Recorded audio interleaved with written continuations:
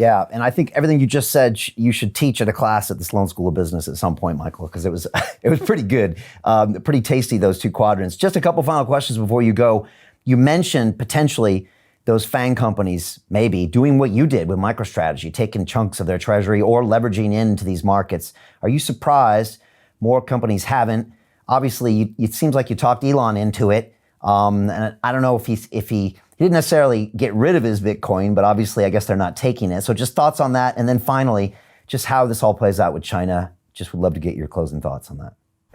Okay, so with regard to corporate adoption, corporate adoption of Bitcoin has exploded over the last 12 months. If you roll the clock back 12 months, let's go back to July of 2020. I did a search. I think I found one company that had held like $2 million worth of Bitcoin for a period.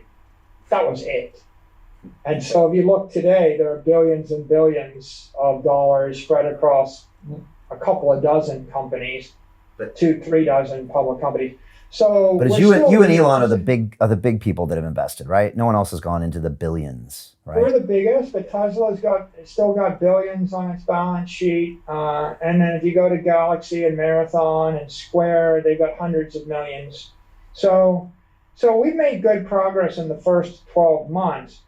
But generally, the challenge for publicly traded companies is that digital assets and accounting for digital assets, right, is not kept up with the rate of growth of the industry. So the traditional GAAP accounting treatment in North America, in the US specifically, is indefinite intangible, which means that if you buy $1 billion of Bitcoin and it trades down 20% for a minute, and then it increases by a factor of 10, when you report the period, you have $10 billion of real Bitcoin, but you would report that you have 800 million worth of Bitcoin, and there would be a $9.2 billion difference between the pro forma fair market value and between the indefinite intangible book value.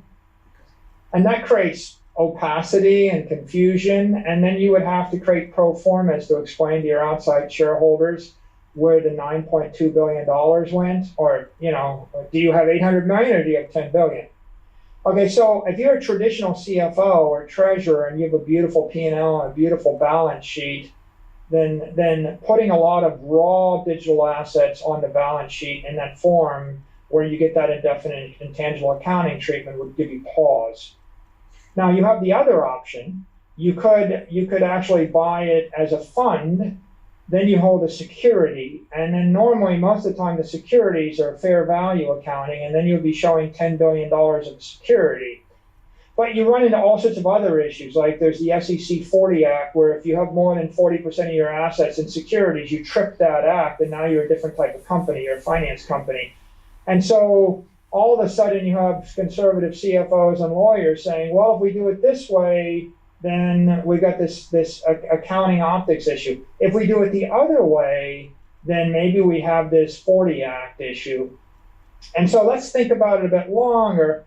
And then, of course, if I actually bought $1 billion of Bitcoin and it went up by a factor of 10, I would have a $9 billion capital gain. And if I ever wanted to transfer the Bitcoin from one custodian to another custodian, like I've got $10 billion in one bank in Singapore wants to give me 10% yield, and so I can make $1 billion a year. But I've got it tied up with the first fund, and they're giving me 1% yield, and so I'm losing 900 million a year. But if I want to transfer it, I can't because I don't have the custodial rights to the Bitcoin, so I have to sell it. So when I sell it, I get a $3 billion capital gain tax. So you can see the complexity here. Which is a complex. You don't have it if you're an individual, and if you're a private office, and if you're a fund, you don't really have that complexity. But there are certain classes of investors that have certain complexities on this, and that's why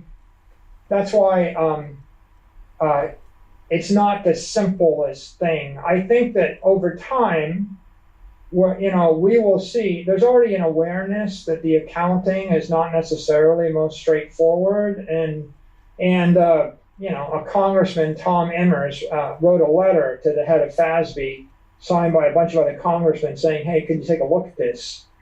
There's no awareness of that. Whether anything changes, who knows, right? And it's different in different parts of the world. But that's a long-winded answer to what's going on. There are asymmetries in the market.